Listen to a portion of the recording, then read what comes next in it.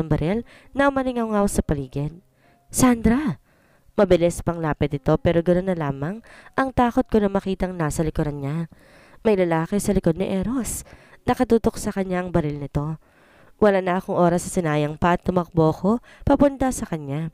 Niyakap siya paikot bago ko maramdaman ang kakaibang sakit na lumapit sa likuran ko. Napapikit ako sa kakaibang sakit na bumalot sa katawan ko. God! Dinig kong usal ni Eros bago ko nawalan ng lakas. Nasa loko ni Eros bago pa ako bumagsak. Ramdam ko ang pagtulo ng mainit na bagay sa likuran ko at ang kakaibang sakit nun. Do not close your eyes, wife. Don't sleep. Pero hindi ko kayang labanan to anto ko. Bumibigat na ang mga mata ko. Inawakan ko siya sa pisngi at ngumiti. I'm glad he is safe. Hold on, wife. I'll bring you to the hospital. Just don't sleep, wife. Don't. I will not sleep. Mahinang bulong ko pa bago maging itim ang lahat. Shit, Ford. Faster. Sigaw ko kay Ford. Hindi. Wag ngayon. Pakiusap. Kailangan ko pa siya. Ang lakas ng kabog ng dibdib ko habang hawak siya sa mga bisig ko. Hindi ko may alis ang tingin ko sa mukha niya. Natatakot ako. I might lose her any moment. I wanna scold her for doing that. After all I did to her, naligtas niya pa rin ako. I am scared right now. Ngayon ko lang naramdaman ang ganitong takot. Oo, boss, sagot ni Ford. Don't leave me, wife, please. Don't leave. Bulong ko pa sa kanya. I will not lose her. I will not. Kung kinakailangan ko makipaglaro kay kamatayan, gagawin ko just to make her alive. Naikwim ko ang kamo ko sa galit. Sisiguraduhin kong papatayin silang lahat kapag may nangyaring masama sa asawa ko. Galit ako sa kanya pero mahal ko siya. I hate myself for falling for her. Kahit na dapat nga'y naghihiganti ako sa kanya. Sinubukan kong pigilan but I just can't. Mahal ko siya. Hindi. Mahal ko pa rin siya. Walang pagbabago. And I still hate her for making me crazy for her. Hold on, please. Hold on. Pagmamakaawa ko. Bakit ngayon kung kailan kaya ko na siyang protektahan? Bakit ngayon pa kung kailan di ko na kilala yung kaaway niya? Bakit ngayon pa kung kailan willing na ako na mahalin siya ng buong buo? Why? Am I late for this? Nabigo akong protektahan siya and I cannot forgive myself because of this. Itinaya niya ang buhay niya para lang mailigtas ang buhay ko. Ako ay isang gago. Lagi ko siyang pinapayak at pinaghihintay. Wala pa naman akong ginagawa para sa kanya. Natatakot ako. Mahal ko siya. Where's the doctor? Sigaw ko na makarating kami sa ospital. Mabilis kumilos sa mga nurses sa emergency room at inilagay ang asawa ko sa stretcher. Wala pa rin siyang malay. Naglapitan naman sila sa akin. Sir Eros, ano pong nangyari? Hindi ko na kailangan i-explain. Just save my wife. Iritang usal ko, di ako mapakali. What happened? Ani ng pamilyar na aplikasyon. I looked at Ali, my cousin. Agad siyang dumiretso sa direksyon ko kasama ng isang lalaking doktor. My wife, she was shot. Save her, please. Pakiusap ko na ikinatango niya. Calm down. Gagawin natin ang lahat para mailigtas siya. Aniya na ikinatango ko. Or, utos niya sa mga nurses na agad naman nilang tinangoan. Gagawin namin ang aming makakaya. Aniya nang mabalik ang tingin niya sa akin. Good thing she's here. Siguraduhin mong ligtas ang asawa ko. Ani ko na ikinatango niya. We will do our best, Eros, and hopefully. Damn! Takot ako. Umupo ako sa labas ng OR. Ford, Smith, and Hill are also sitting in front of me. They are all worried about my wife. Nanlalamig pa rin ang kamay ko tuwing nakikita ko ang mantsa ng dugo ng asawa ko sa mga kamay ko. Her precious blood na nawala sa kanya dahil sa pagligtas niya sa akin. For Pete's sake, birthday niya. I did not expect her to be in that party. If I knew that this will happen, di ko na sana siya sinundan sa parting iyon. I am just worried na may mangyayaring masama sa kanya kung hindi ko siya babantayan habang nasa balwarte siya ng mga kaaway pero nabigo pa rin ako. Napahamak pa rin siya. Sana pala umuwi na lang ako na maaga. Dapat pala we just celebrated her birthday together. Hindi sana nangyari to. Damn! Ang tanga ko. Sir Eros. Napatingin ako sa mga taong tumatawag sa akin. My wife's friends. Lumapit sila sa amin. And their worried faces. Anong balita? Tanong pa nung isa. I just know that her name is Steph. Kamusta na si Sandra? This is Claire. I just look at them. Wala akong maisagot. Maging ako hindi ko alam kung anong nangyayari. Pero ang asawa ko isang matapang na babae. Siya pa rin ang matapang kong binibini. Alam ko gagawin niya to. Wala pang balita. Di pa lumalabas ang Dr. Smith. Narinig ko silang humihigbe. Bakit ba nangyari to? Ani Steph. May plano ang Diyos, Steph. Magiging maayos si Sandra. Aaliwin siya ni Claire. Tahimik lang kami naghihintay sa paglabas ng doktor. Di ko alam kung gaano katagal na kami sa ganong posisyon. Steph, Claire, Vince. I clenched my fist and gritted my teeth with anger when I heard that fucking name. Parang lahat ng galit na naramdaman ko ay muling nabuhay. Nagtatagis ang bagangkot kumuyam ang mga kamao ko sa galit. Kamusta si Sandra? I heard him ask. Wala pang balita. Sir Eros. Narinig ko silang napabuntong hininga. Tinutok ko na lang ang revolver ko sa asshole na ito na parang inosenteng tao. What are you doing here? Malamig na tanong ko. Di ko na siya hayaang malapit sa asawa ko. I am here as Sandra's friend, Henderson. Seryosong sagot niya na kinahigpit ng hawak ko sa revolver ko. Wala akong pakialam sa mga tao sa paligid namin. I just want this guy leave. Gusto ko siyang patayin. Ngayon, dito mismo. Boss, wag dito. Marami pong nakakakita. Bulong ni Ford pero wala akong pakialam. Nanatiling nakatutok sa kanyang revolver ko. Friend, stop fooling around. Are you here to assure that my wife is dead? Galit na usal ko. He and her father, they are one of your enemies. At wala akong tiwala sa lalaking to. Ano bang sinasabi ninyo, Sir Eros? Naguguluhang tanong ni Claire. I don't have time for your immaturity, Henderson. Isipin mo na dapat mong isipin but my intention to your wife is good. Damn this jerk. Pinipilit niya talaga ako Maaari mo nang alisin ang maskara mo. Itigil ang pagiging kaibigan ng asawa ko kapag kalaban mo. I love Sandra and I care for her. Matapang na usal pa niya. Mas lalo nagtagis ang bagang ko sa narinig ko. Akin siya. Asawa ko siya. Maring usal ko na kinangising niya. Hindi mo siya mahal. Gusto mo lang makaganti. Anito. Mabilis kong ikinasa ang baril na hawak ko at mas pinagduldulan sa kanya. Di man lang siya natinag sa ginawa ko. I love her. I love my wife and I will do anything to protect her. Sa iyo at sa pamilya mo. Ani ko na kinangising niya bago tumalikod sa akin. Claire, Steph, babalik na lang ako. I need to leave. He said before taking a glance at me. Babalik ako kapag ayos na si Sandra. Ani niya bago lumakad palayo. Pag alis niya mabilis kong ibinaba ang baril ko. Inihilamos ang kamay sa mukha ko. Gosh, this feeling. Hindi ko gugustoy na may mawala na naman sa mga mahal ko. Not my wife. Tumayo ako at iniwan sila doon. Mababaliw ako kung patuloy ako maghihintay doon. Hindi ko alam kung bakit pero dinala ko ng mga paa ko sa mini chapel ng ospital. What am I going to do here? This is funny. Of all places, bakit dito? Bulong ko pa sa sarili ko. Natagpuan ko na lang sarili kong papunta sa loob. It's been a year. Bulong ko sa sarili ko. It's been a year mula nang huli ako lumapit sa'yo. At ngayon eto na naman ako. Pagkatapos na nangyari sa akin, ang mga nawala sa akin, nawala na rin ako ng paniniwala sa kanya. Sinisisi ko siya sa lahat, para sa lahat ng sakit at paghihirap. At ngayon nandito na ako. Nandito ako sa harap niya na makapal ang mukha. Tilalikuran ko siya at bumabalik ako sa kanya. Hi, I know I don't have the rights to beg for your mercy but yumuko ako at pinagsalikap ang kamay ko. Dahan-dahang lumuhod. Please, bigyan mo ako ng pagkakataon makasama siya para mapasaya siya na para sabihin ng totoo. And to love her, please save my wife. I will do anything just to save my wife. Tahimik na nagsimulang tumulong mga luha ko. Natalie's POV. Natalie, umarap ako kay kuya na galit na ngayon dahil sa akin. Masyado naman kasing OA. Sa braso lang naman yung tama ng baril sa akin Tas kumakasta, kala mo naman, sobrang kritikal. Kuya, magpapahangin lang ako.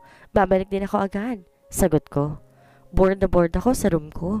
Buti na lang naplis lang ang nangyari sa akin na magkaroon ng barilan sa bahay. Nasirang party ko dahil doon. Di ko alam ba't nangyari yon.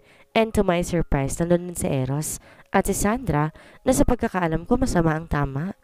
They may be the reason kung bakit nagkaroon ng barilan. I don't know. I don't have any idea bakit nangyari yon. Hindi ka pwedeng umalis. Hindi mo pa kaya. Sabi niya habang pinipigilan ako. I rolled my eyes at tumarap sa kanya. Hoy kuya, ayos lang ako. Braso ko lang may tama, hindi mga binti ko. Natatawa kong sabi. Yeah, Raver is my half-brother. Anak siya ni mommy sa una nitong asawa. At di talaga kami nagpapansinan sa university kasi ayaw niya. Tsaka kaklase ko siya dahil na rin sa papalit-palit siya ng course na gusto. Kaya ayun, sa business management din ang bagsak niya. He is a good brother. Mabait at maalaga and I wouldn't ask for more. He's always there for me kapag kailangan ko siya. Sasamahan kita. Presenta niya pero hinarangan ko siya. Bawal. Gusto kong mapag-isa. Ani ko. Bored na ako sa loob ng kwartong to. I wanna walk with myself. Meaning gusto kong mapag-isa. No, it's too dangerous for you to go alone. Sabi nito at saka dinala ang dextrose ko. Napanguso na lang ako dahil wala naman akong choice. Di ko nga alam at kasama ko sa naging target sa barilan eh. Kainis. Ayan tuloy apektadong freedom ko. Kasama ko si kuya na naglalakad nang mapadaan kami sa mini chapel. Lumakas ang kabog ng dibdib ko nang may pamilya na tao akong nakita. Eros? Mr. Henderson, tawag ni kuya. Napatingin siya sa gawin namin sa kalumapit. Nanatili lang akong nakatitig sa kanya. It's been a year. Bumalik pa rin yung sakit kapag nakikita ko siya but I cannot deny the fact that my heart still beats for him. Gusto ko pa rin siyang balikan. Kamusta? Bati niya sa amin with a blank expression. He still looked like a mess. Balita ko ongoing pa rin ang operasyon ni Sandra. Ayos naman po. Si Ma'am Sandra po? Tanong ni Kuya. Oh, yes. Nagtatrabaho din si Kuya Sanderson Empire at kasama sa pinagbabantay ni Eros kay Kuya ay ang asawa niya. I can see how emotion shows in his eyes dahil sa naging tanong ni Kuya. Sana mali ako. Sana mali ako na minahal niya ulit ang babaeng yon sa kabila ng lahat ng ginawa niya sa kanya at sa akin. I cannot forgive Sandra. Kung mangyayaring mahalin siya ni Eros, I will not. She is still in the OR. Bumaling naman ang tingin niya sa akin kaya napaiwas din ako ng tingin. Ayos ka na ba, Nat? Tanong nito na kinahigpit ng tawag ko. May gumuhit na sakit sa dibdib ko dahil doon. He used to call me Nat nung masaya pa kami. I still love him. Ang akala ko ayos na. Akala ko nakalimutan ko na siya. Hindi pa pala. Nasana lang kung wala siya at akala ko kaya ko nang wala siya but seeing him happy with Sandra, it hurts damn much. Isang ngiti ang pinakita ko sa kanya. Ayos na po siya. Di naman po ganun kagrabe yung tama niya. Kailangan niya lang po magpahinga muna at wag maggalaw-galaw. Si Kuya ang nagpaliwanag na makita na nakatingin lang ako kay Eros. That's good to hear. Take care of yourself. I need to go. Sabi niya at saka kami tililikuran at umalis na. Pag alis niya, doon na nagsibagsakan ng mga luha sa mata ko. Gusto ko siyang balikan. Why are you crying? Tanong ni Kuya. Di ako sumagot. You still love him? Tumango lang ako habang humihigpi. Inapit naman niya ako ng maingat na yakap. Shh! Huwag kang umiyak. Kalimutan mo na siya, baby. Masaya siya kay Sandra.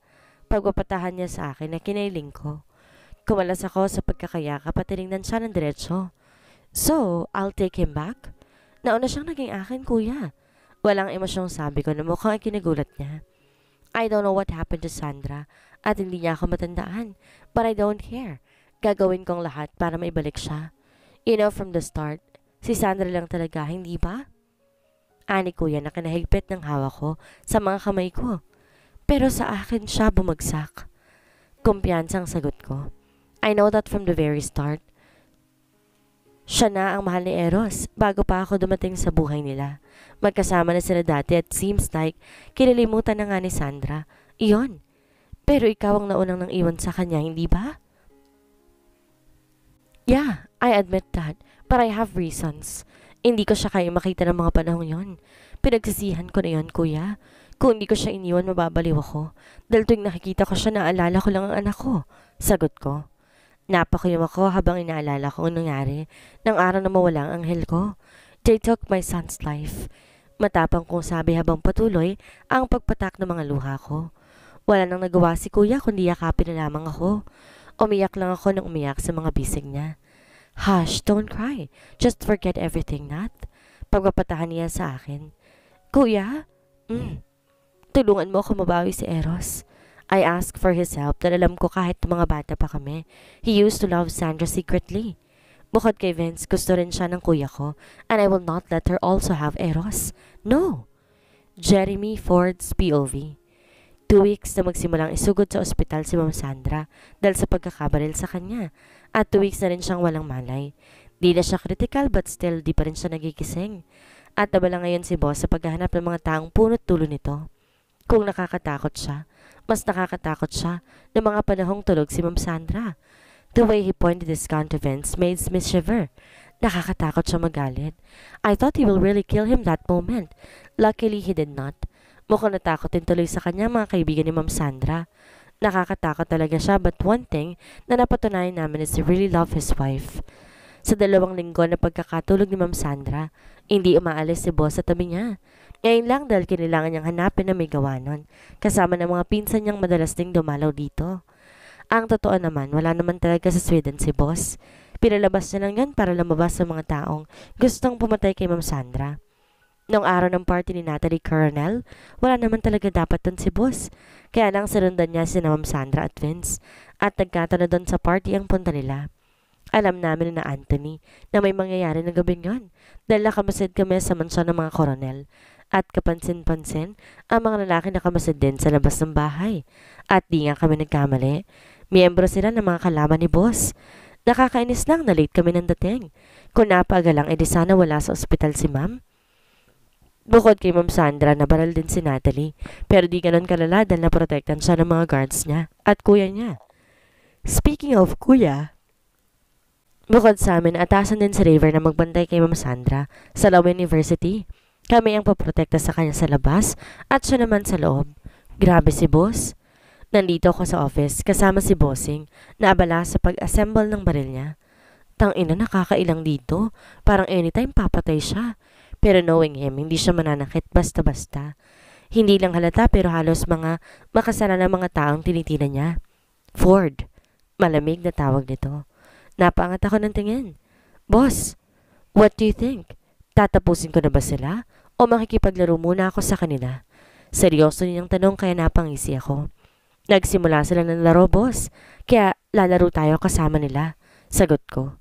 Masaya to. Siguradong matutuwa ang 2 gago na nagbabandi kay Ma'am Sandra sa ospital.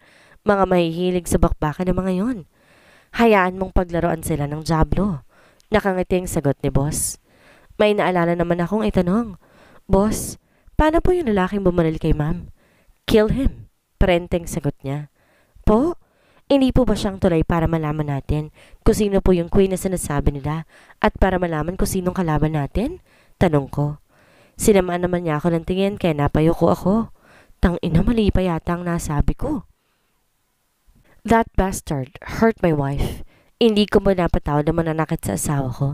And about their queen at ang mga kalaban? I've already know who they are, so what's the use of that man, Ford? Seryoso niyang sabi, kaya't napatango na lamang ako. Ayun nga palang pinagkakabalahan niya sa loob ng ilang linggong wala siya. Hinanap ang mga kamay niya. Maya-maya, may inihagis siyang folder sa akin na agad kong nasalo. Ano to, boss? Tanong ko. Subukan mong buksan. Tanga. Anito? Sabi ko nga. Napakamot na lamang ako sa ulo ko. Ang bobo ko. Tangina. Phoenix member information. Basa ko. Paano nakuha ni boss ito? Ako ang nagkandahirap-hirap na makakuha ng kahit anong impormasyon sa isa sa mga miyembro nila. Well, siya nga pala si Eros Henderson, ang president ng Henderson Empire and the big boss sa underground business. Makoneksyon at makapangyarihan. Isama mo pa ang tulong ng mga pinsan niya. You know what to do. If you can convince each member to change, do it. That's the distinct to save them from death. Sabi niya habang inaayos ang mga gamit niya. Napangiti ako dahil doon. And then there, akala niya demonyo siya. Pero hindi. Yes, boss. Sabi ko at saka nagsalute pa. Tagal-tagal na rin ako hindi nakakapag-adventure. Masama nga yung 2 gago.